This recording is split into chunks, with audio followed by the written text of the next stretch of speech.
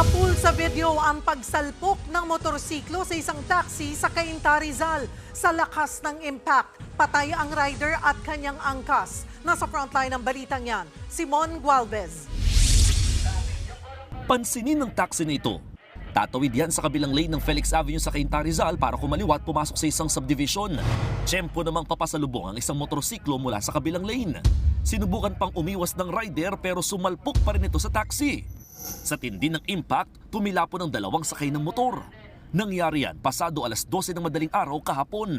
Patay ang 20 anyos na rider at 19 anyos na angkas nito na pauwi na sana sa Quezon City. Ang ginawa ni motor, pumilit siyang humabol.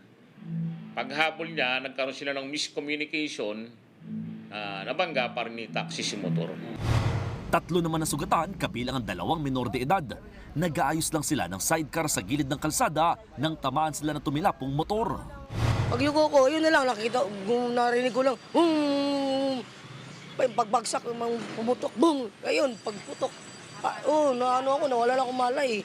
Kahit anong ingat mo, may mga hindi nag-iingat din eh. Nakakulong na ang 71 taong gulang na taxi driver. Depensa niya, sadyang mabilis daw ang takbo ng motor. Nagtaka nga ako, bakit antulin? At ang bangga niya sa akin, kung nag-minor lang siya, may palusot na ako, hindi. Maharap ang taxi driver sa reklamong reckless imprudence resulting to homicide, physical injuries, and damage to property. Madalas traffic dito sa kahabaan ng Felix Avenue sa Cainta. Pero ibang usapan na raw kapag gabi o madaling araw kung saan mas kakunti yung sasakyan at harurot naman kung magpatakbo ang mga motorista. Mula Hulyo nitong taon, panglima na ang insidente sa mga banggaan sa lugar. Ang masaklap, lahat may nasawi. Nakikipag-ugnayan na ang mga otoridad sa Cainta LGU para magdagdag ng mga warning signs at traffic lights sa lugar. Nagbabalita mula sa frontline, Mon Gualvez, News 5. Mga kapatid, Cheryl Cosim po, huwag maging huli at maging una sa lahat sa balitaan.